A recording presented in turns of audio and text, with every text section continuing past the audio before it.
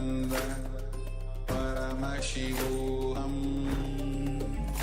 Om Nityananda Paramashivoham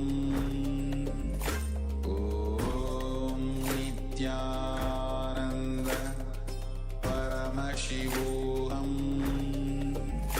Om Nityananda Paramashivoham Om Nityananda Paramashivoham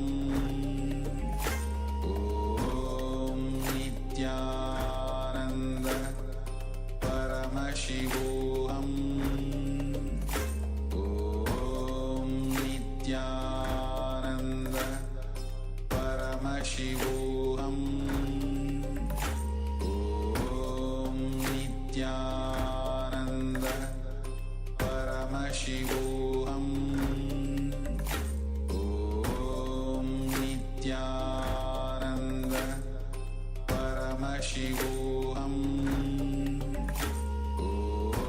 Om Nityananda Paramashivoham Om Nityananda Paramashivoham Om Nityananda Paramashivoham Om Nityananda Paramashivoham Om Nityananda Paramashivoham Om Nityananda Paramashivoham Om Nityananda Paramashivoham.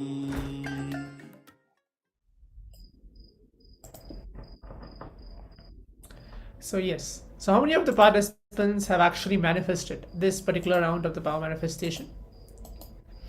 You can quickly go ahead and take a moment to share it with all of us on the Zoom chat.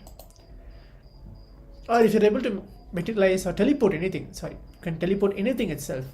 It does not need to be that, you need to teleport from a particular deity, but anything which you're able to teleport.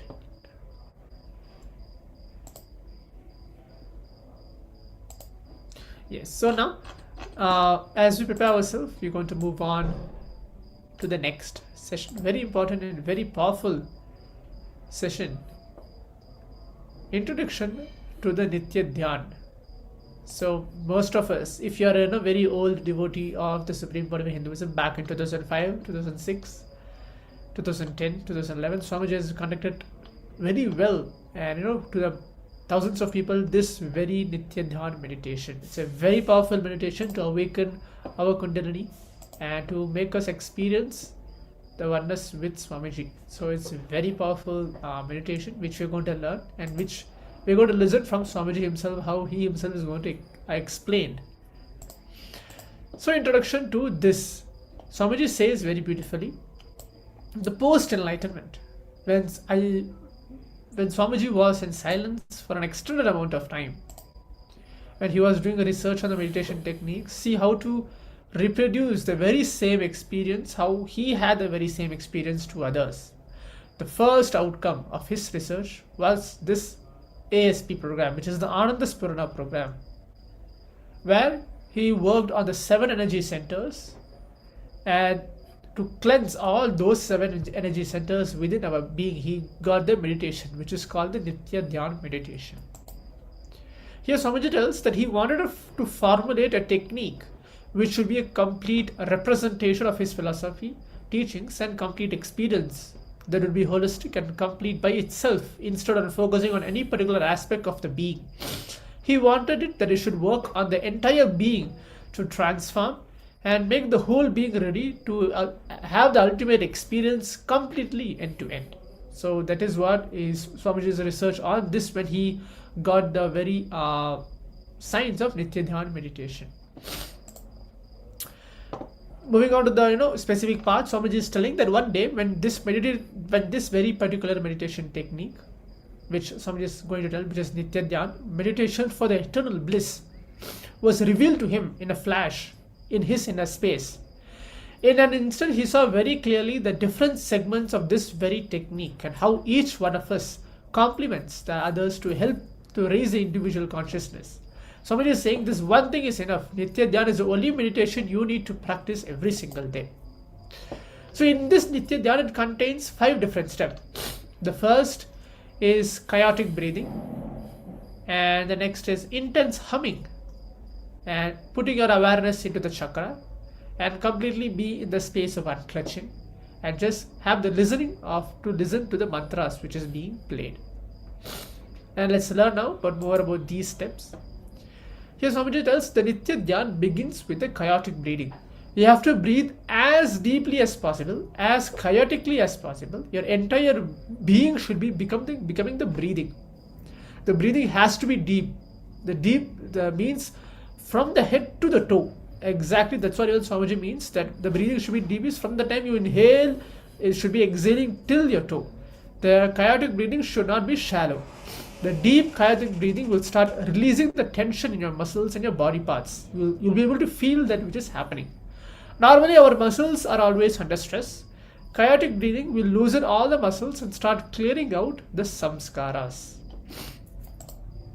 It is like, for example, somebody is telling, it is like for the chaotic breathing, it is like shaking a tree with the dead leaves. All the dead leaves will just fall off.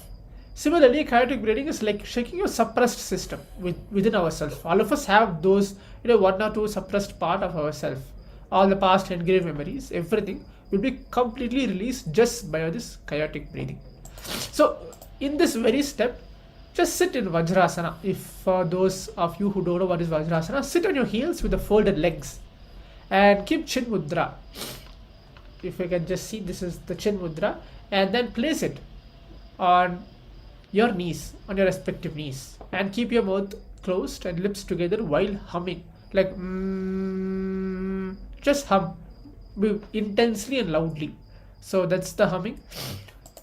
And the second step is humming reduces your inner chatter. All of us, when we think of something or speak of something, we always have some inner chatter going on inside. Okay, what is that? What is it? What is the food? Or when I'm going to sleep, or when I'm going to do this and that. So many inner chatter which is going on inside us.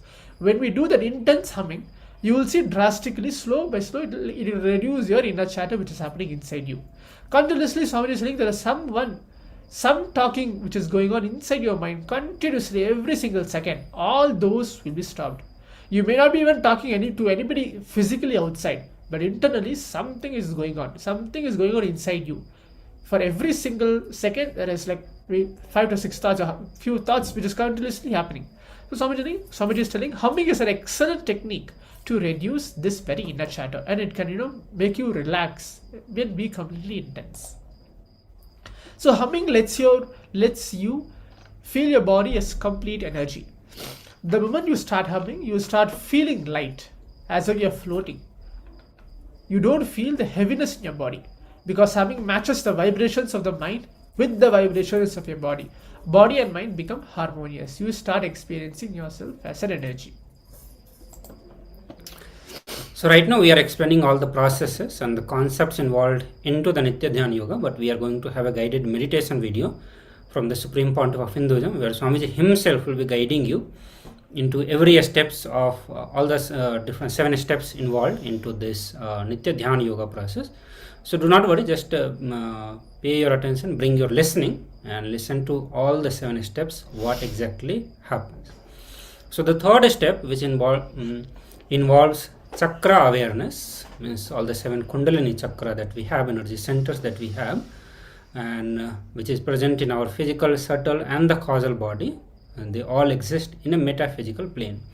These 7 energy centers are associated with particular emotions in our being. So each of these chakra represents certain emotion also, means if they are blocked, you'll always be stuck with certain emotions in your life. These emotions are a result of engraved memories or the samskara which we have accumulated in our past. These samskara also block these energy centers, causing physical and mental disruption.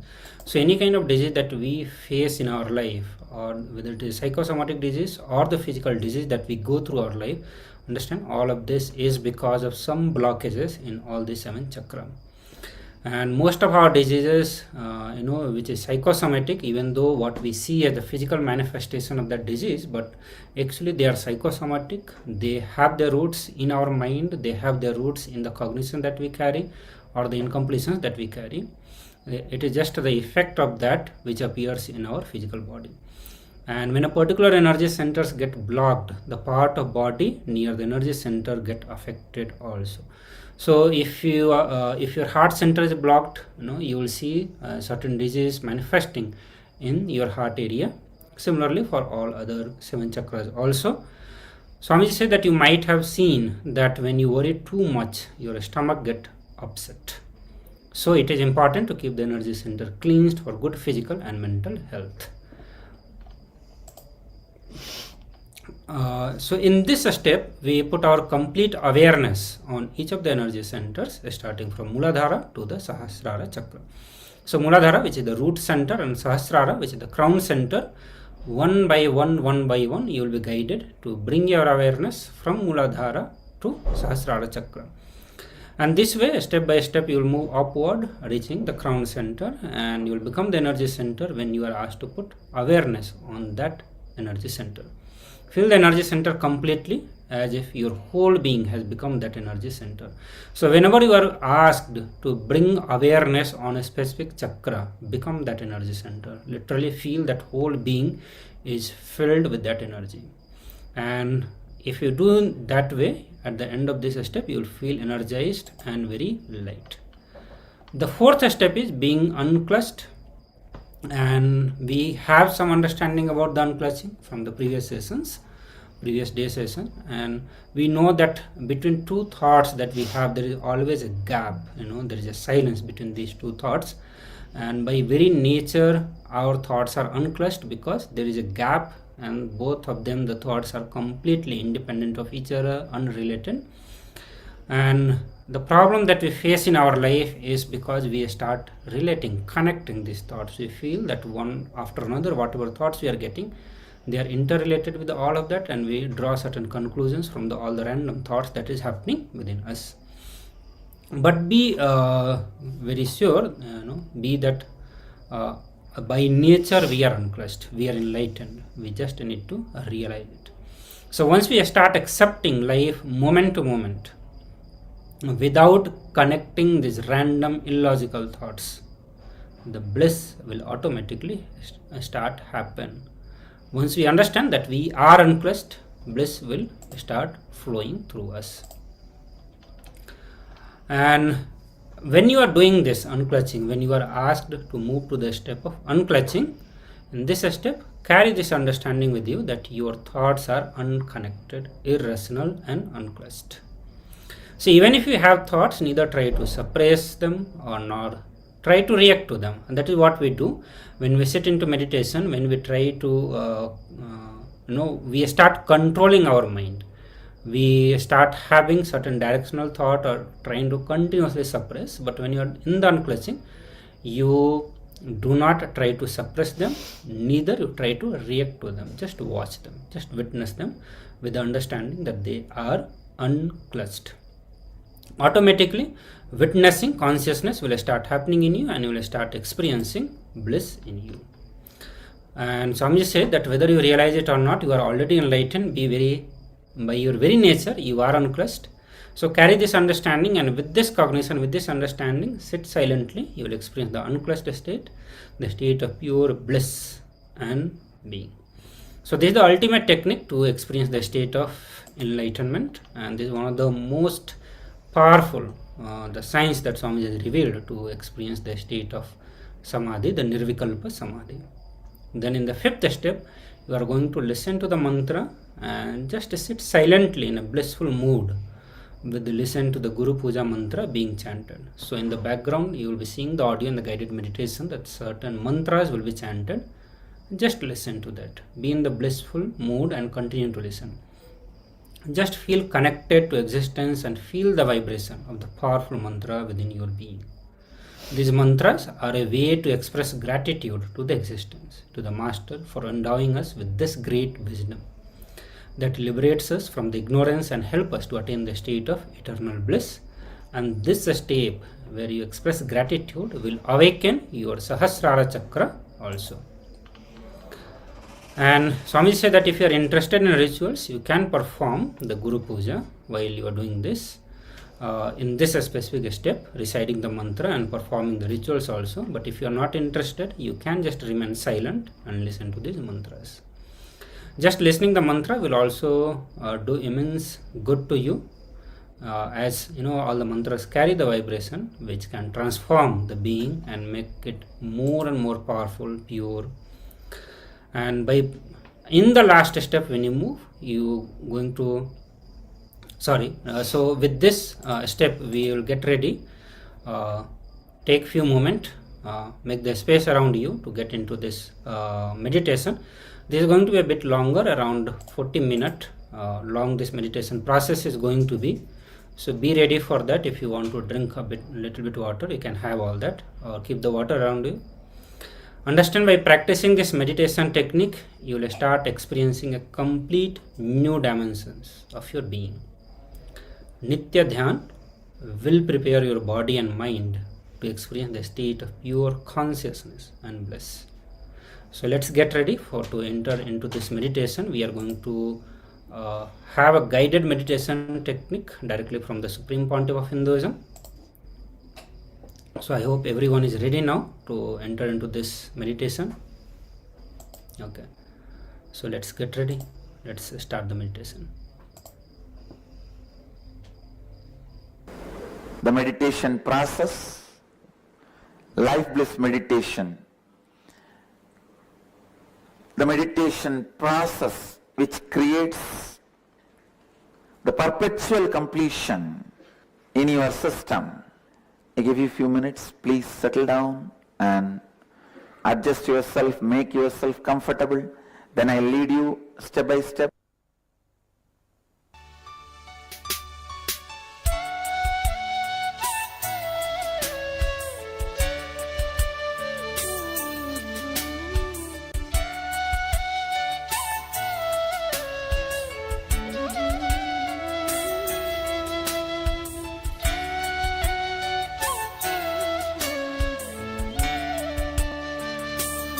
Yes.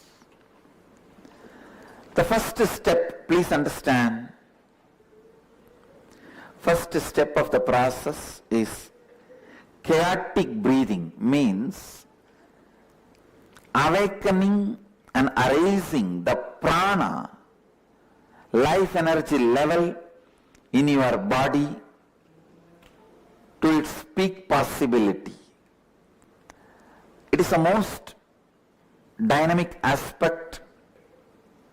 You can put your hands on the hip and start breathing as deep as possible and as powerfully as possible. It's like a hyperventilating you. That's all, nothing else. Hyperventilating. I can show you.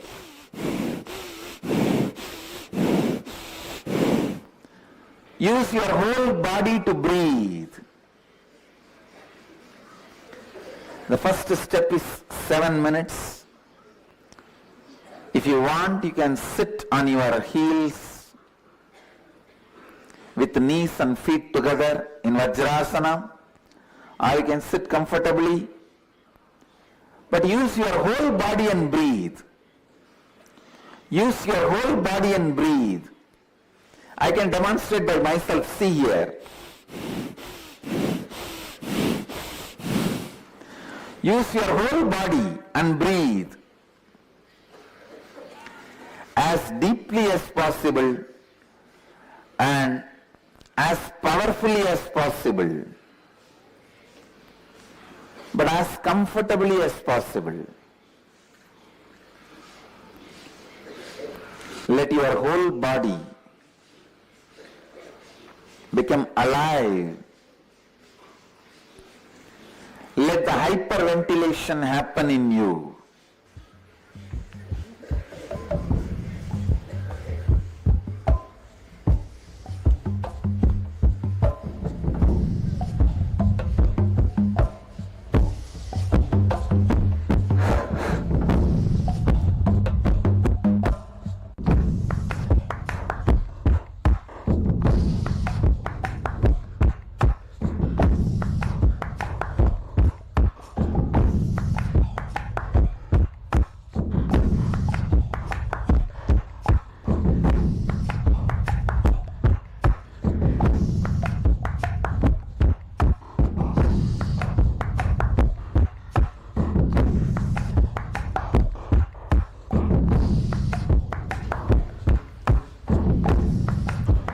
Please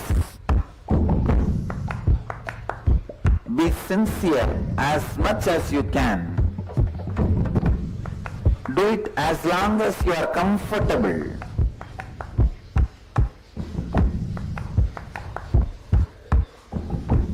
Just don't increase your high blood pressure if you are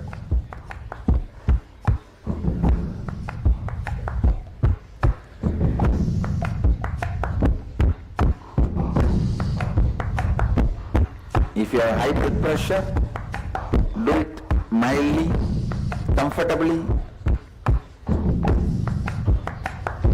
Others do it sincerely, authentically.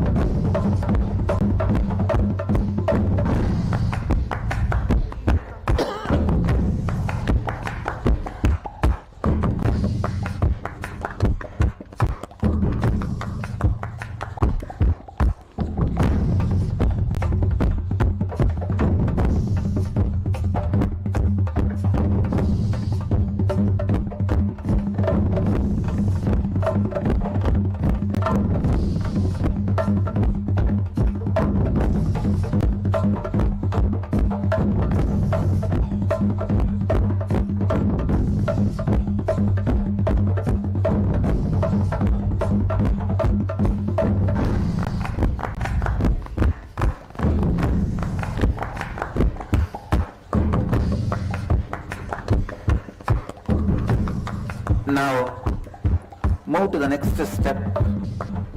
Intense humming. Sit in the same way, either sitting on your knees or sit comfortably, but hum as intensely as possible.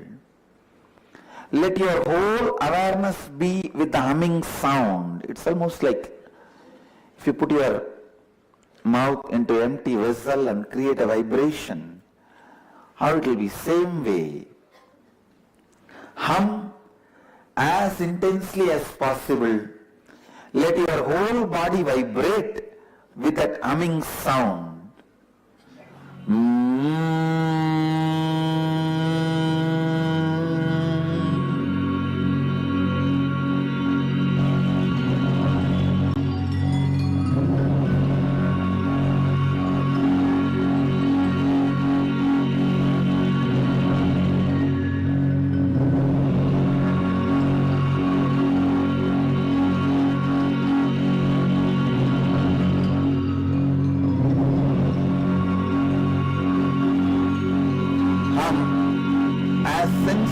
as possible, as intensely as possible.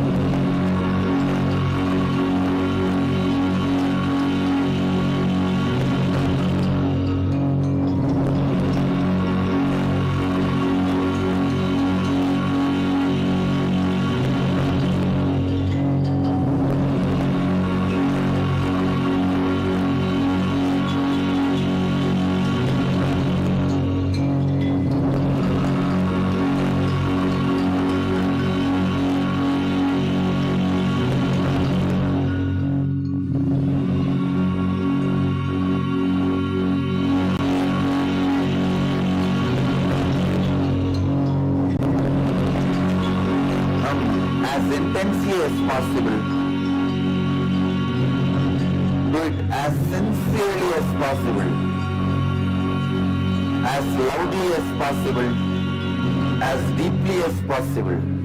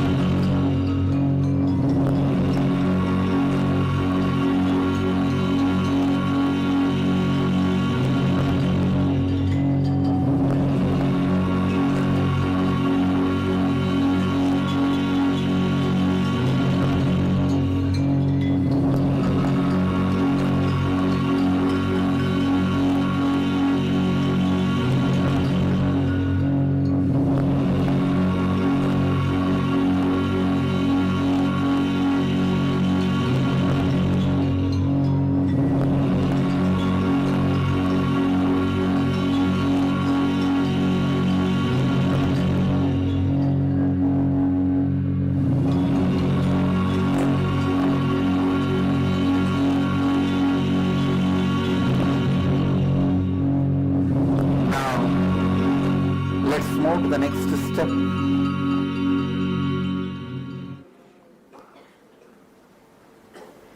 Bring your awareness to the 7 energy centers in your body. I'll guide you step by step. First, the root of the spine. Visualize yourself a powerful, bright sun in your root center, the root of the spine.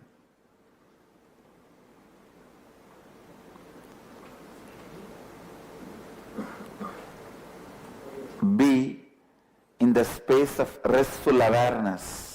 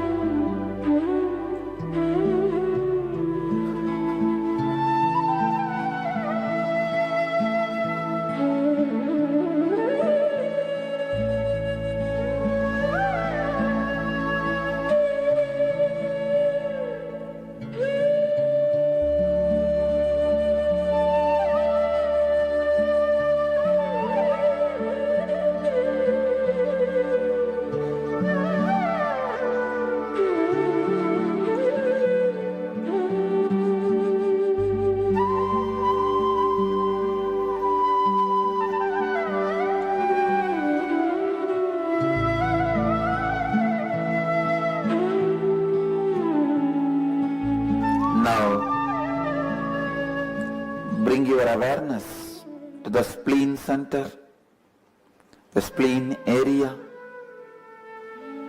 Visualize yourself as a powerful light, the spleen area.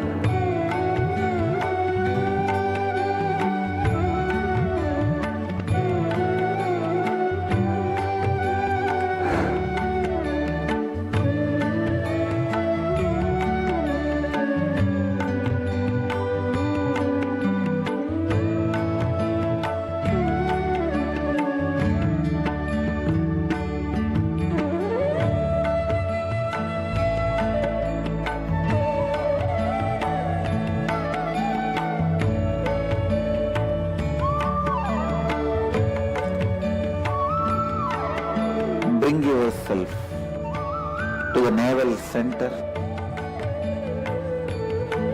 See yourself in your navel center as a powerful light.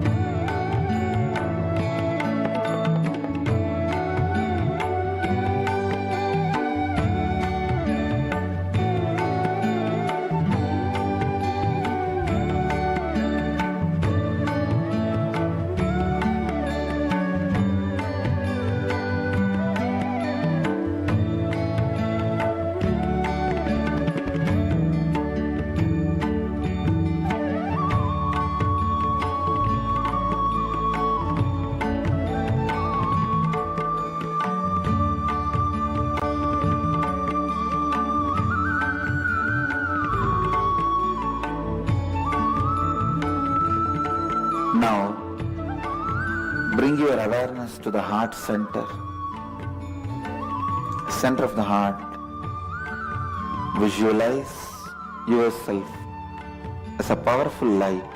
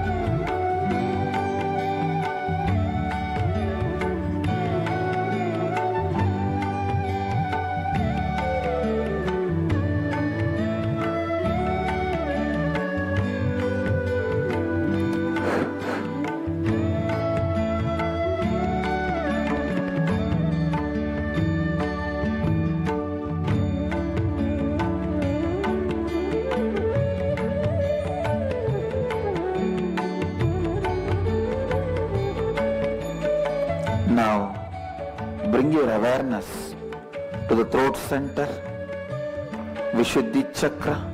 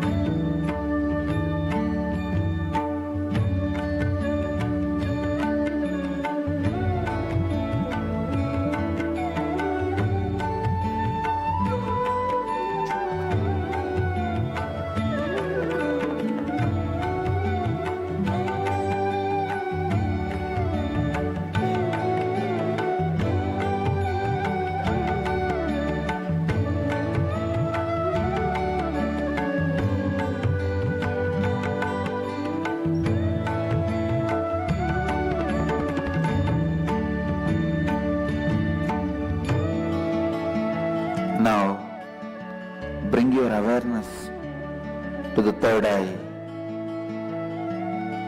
between both the eyes, Agnya chakra.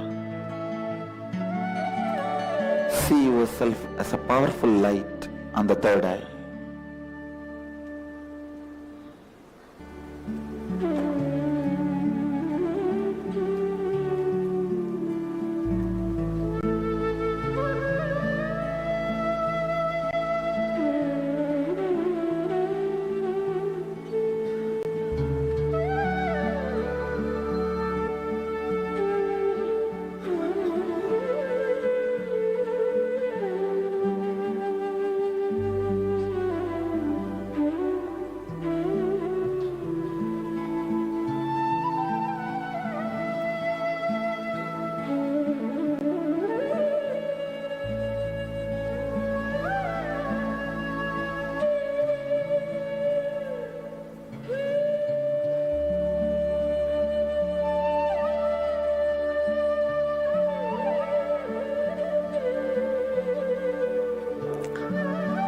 Bring your awareness to the crown center.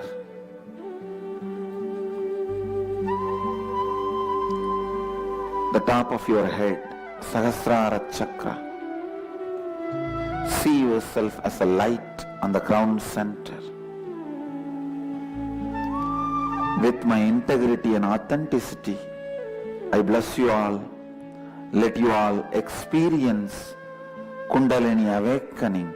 Namah Shivaya.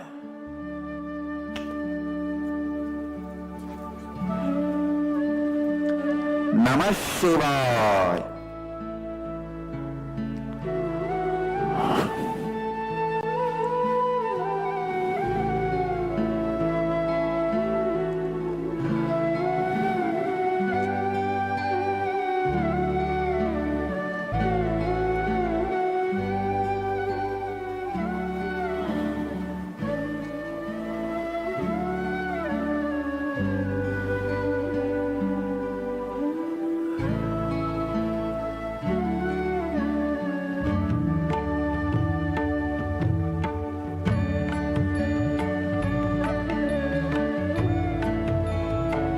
Now,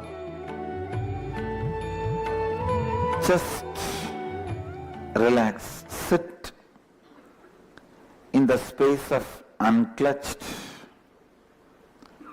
decide to yourself, you will sit in the space of perpetual completion. Any incompletion comes up, complete and drop them. Be in the space of perpetual completion.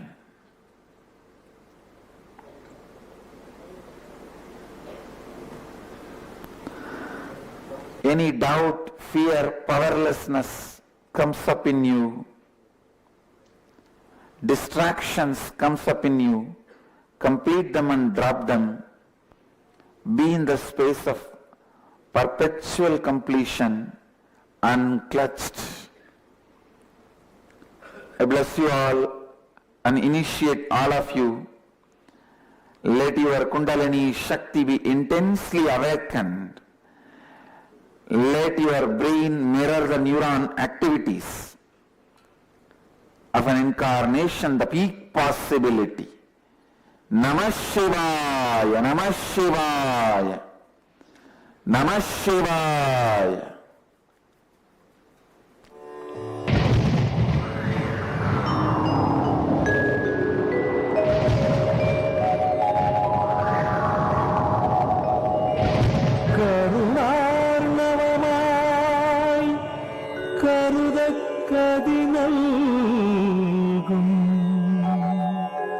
Arunachal சிவமீதா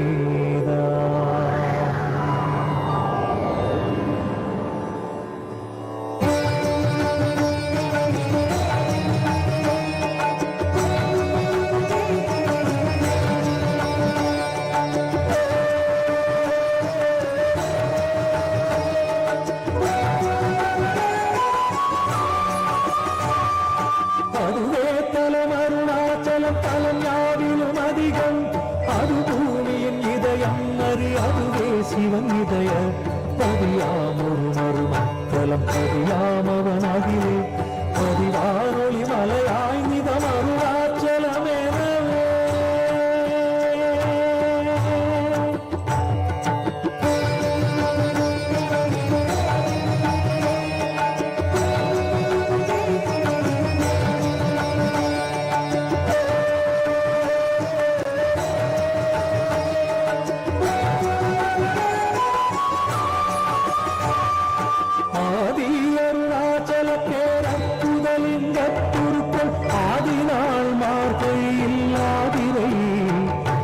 ஜோதியும் ஈசனிமால் நின்னமரர் ஏற்றி வழிபட்ட நாள் மாசி சிவராத்திரி அம்மக்கு.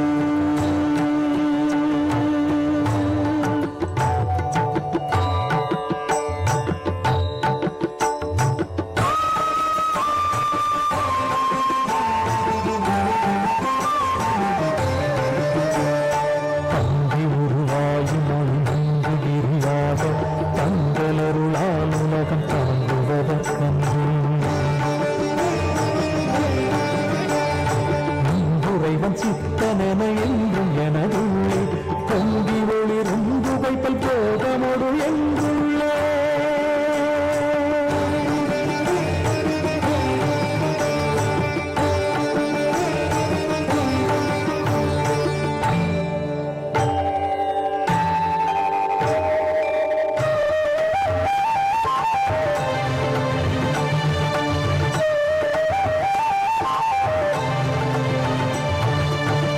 எல்லா உலக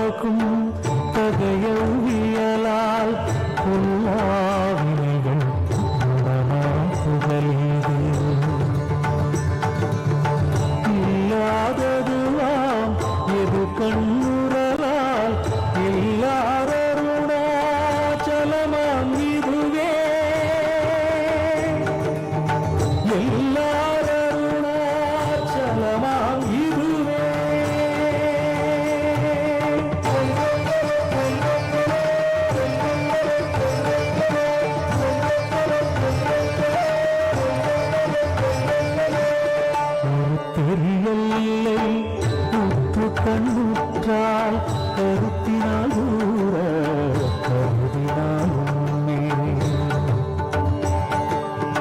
வருத்தமுறாது வராத வேதாந்த அறுத்த விஞ்ஞானம் பார்க்குண்டாமே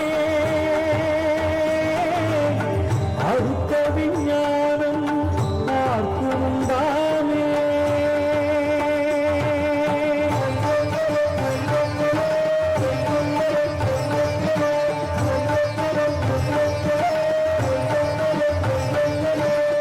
யோசனை மூன்றாம் இத்தல வாசற்கு வாசருதி கையாதியும் பாசமில் சாயுச்சியம் பயக்கும் ஈசனம் என்றன் ஆணையினானே ஈசனம் என்றன் ஆணையினானே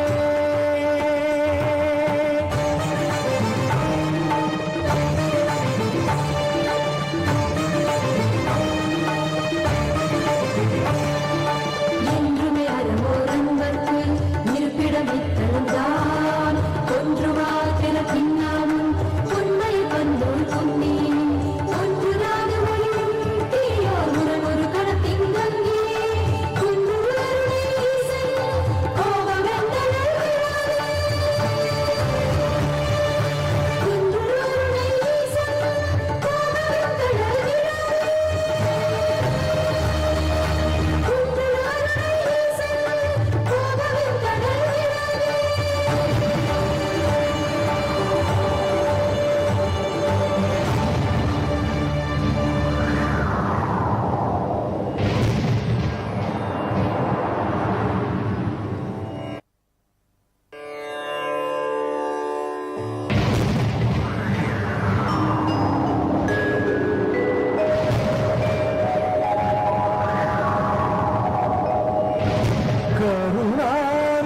கருணார்ணவமாய் கருதக் கதிநல்கும்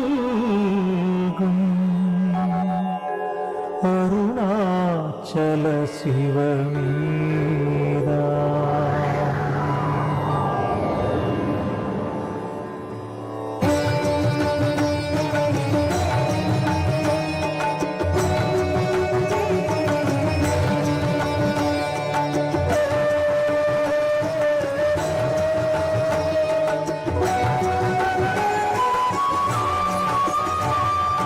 அதுவே தலம் அருணாச்சலம் தலம் யாவிலும் அதிகம் அது பூமியின் இதயம் அதுவே சிவன் இதய பதியாமொரு மருமத்தலம் பதியாமவன் அதிலே பதிவானொளி மலையாய் நிதம் அருணாச்சலமெனவே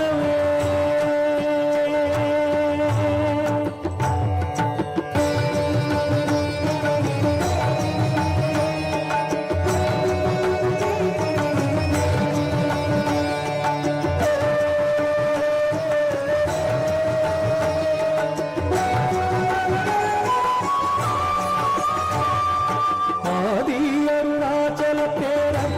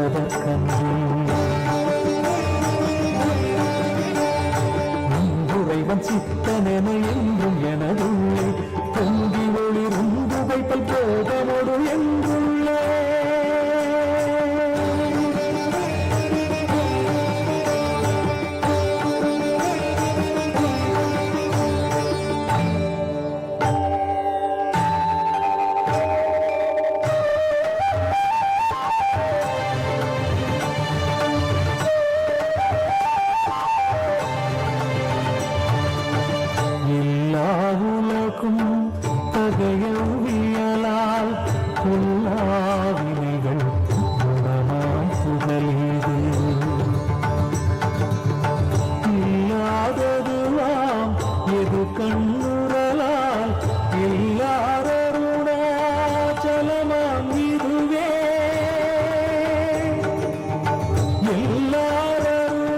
எல்லாரருணாச்சலமாம் இதுவே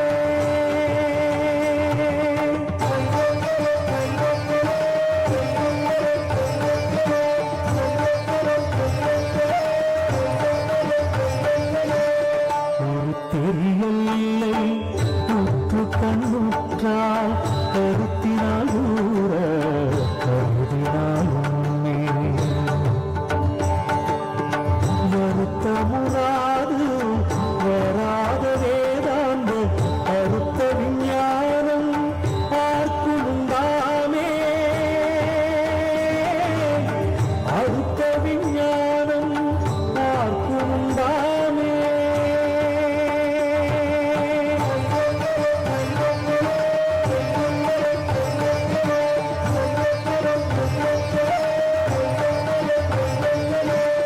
யோசனை மூன்றாம் இத்தல வாசற்கு வாசருதி கையாதியும் பாசமில் சாயுச்சியம் பயக்கும் ஈசனம் என்றன் ஆணையினானே ஈசனம் என்றன் ஆணையினானே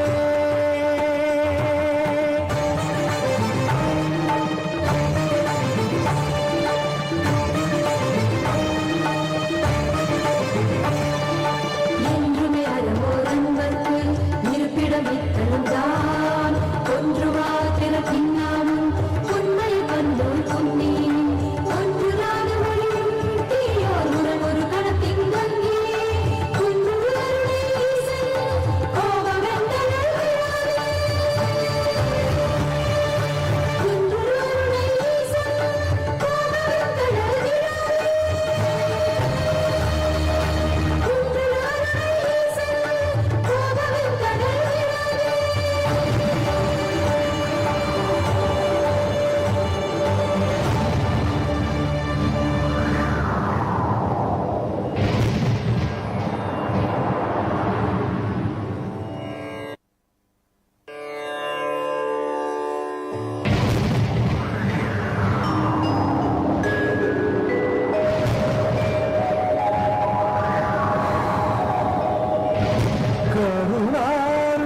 கருணார்ணவமாய் கருதக் கதிநல்கும்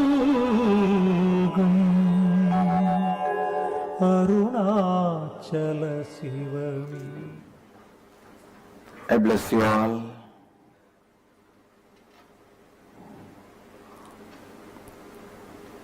Let you all experience the complete completion with yourself and others.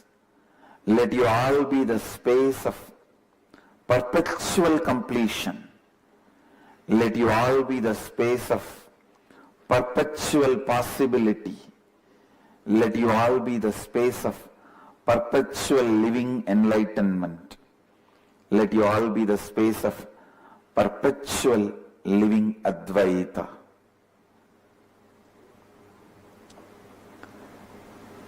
I request every one of you, please practice this life bliss meditation every day. The guiding music is available for free download in our website. You can download this music with voice guided. The guided CD is available in our website for free download.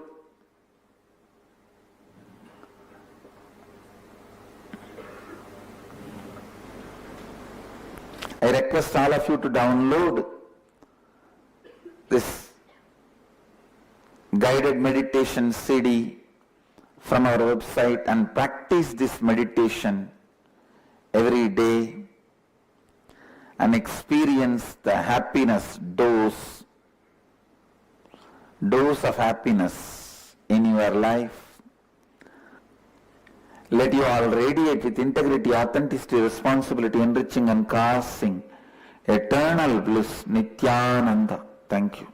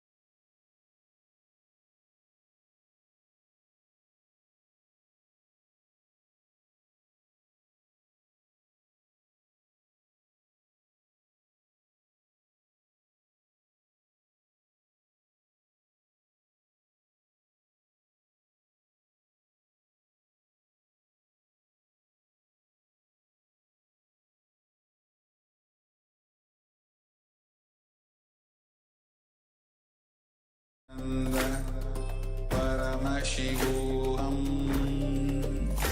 Om Nityananda Paramashivoham Om Nityananda Paramashivoham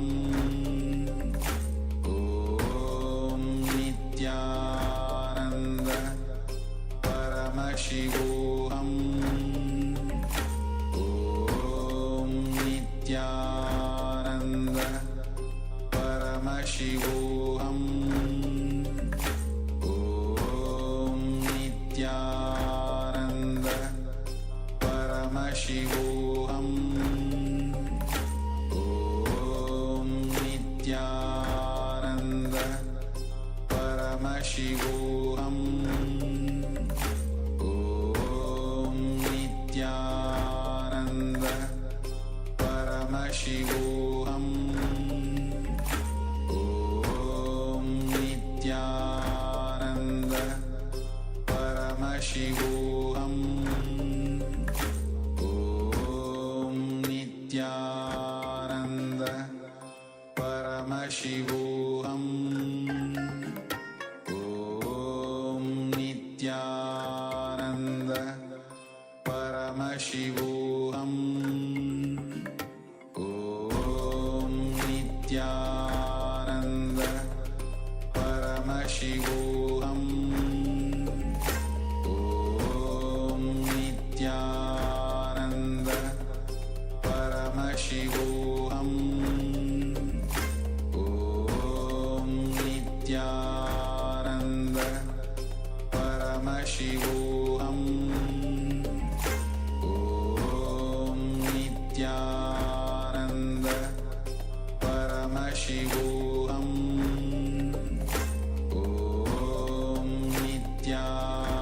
Om Nityananda